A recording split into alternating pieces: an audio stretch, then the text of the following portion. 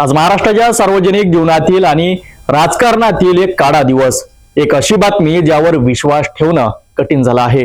राज्याचे उपमुख्यमंत्री आणि खंबीर नेतृत्व अजित पवार यांचं बारामतीमध्ये एक भीषण विमान अपघातात निधन झालं आहे। आगामी निवडणुकांच्या प्रचारासाठी आपल्या बालेकिल्ल्यात गेलेल्या दादांचा प्रवास असा अर्ध्यावरच संपेल असं कोणालाही वाटलं नव्हतं। बारामती विमानतळावर लँडिंग करताना धावपट्टीपासून अवघ्या 50 मीटर अंतरावर विमानाचा भीषण स्फोट झाला आणि महाराष्ट्राचा एक कणखर आवाज कायमचा शांत झाला।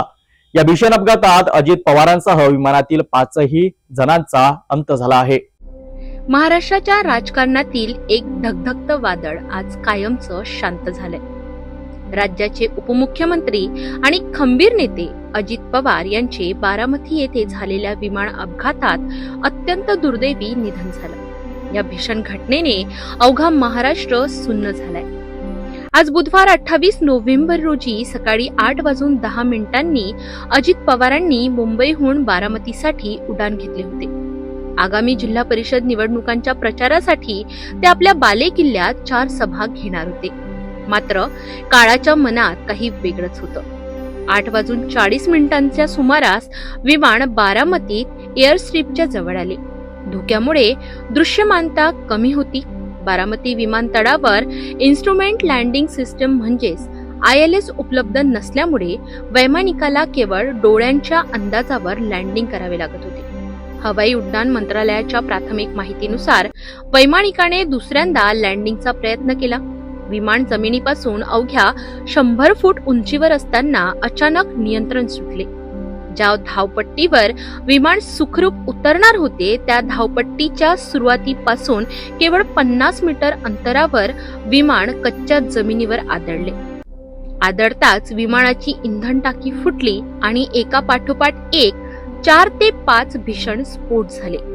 आगीच्या ज्वाळा इतक्या भीषण होत्या की कुणालाही वाचवण्याची संधीच मिळाली नाही। या दुर्घटनेत उपमुख्यमंत्री अजित पवार यांच्यासह त्यांचे वैयक्तिक सुरक्षा रक्षक विदीप जाधव, सहाय्यक पिंकी माडी, अनुभवी कॅप्टन सुमित कपूर आणि सहवैयक्तिक शांभवी पाठक अशा 5ही जणांचा जागीच मृत्यू झाला।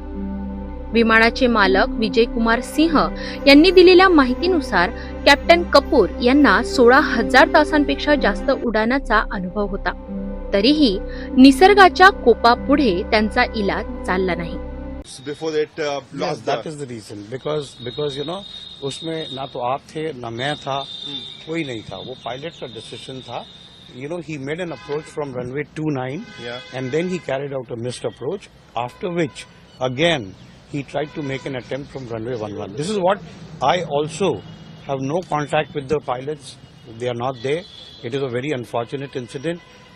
We are very sad about it. We are trying to first be with the family,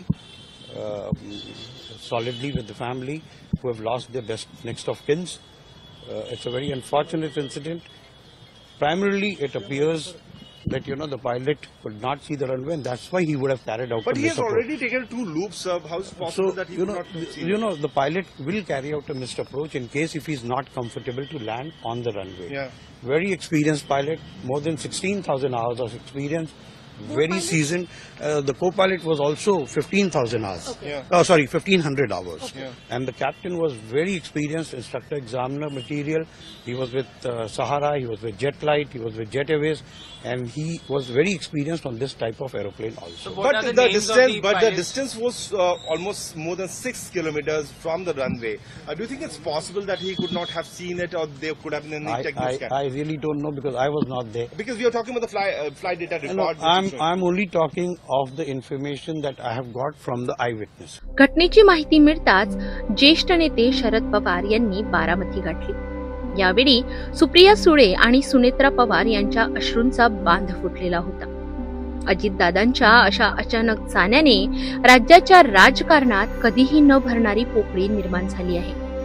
Ajit Pawar यांच्यावर उद्या म्हणजेच गुरुवार 29 जानेवारी रोजी सकाळी 11 वाजता बारामती इथे अंत्यसंस्कार होणार आहेत। आज संध्याकाळपासून त्यांचे पार्थिव अंतिम दर्शनासाठी विद्या प्रतिष्ठानाच्या प्रांगणात ठेवलेले आहे।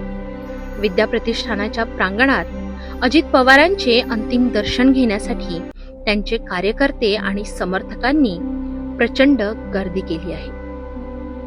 एक प्रशासकीय पकड असलेला आणि लोकांसाठी 24 तास उपलब्ध राहणारा दडा आज कायमचा निघून गेलाय. अशा या महान नेत्याला सिटी न्यूज परिवाराच्या वतीने भावपूर्ण श्रद्धांजली.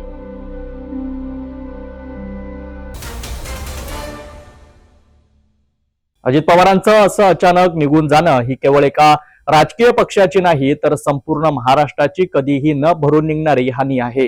प्रशासनावर पकड असलेला आणि शब्द पाळणारा नेता म्हणून त्यांची ओळख आज कायमची आठवणीत उरली आहे.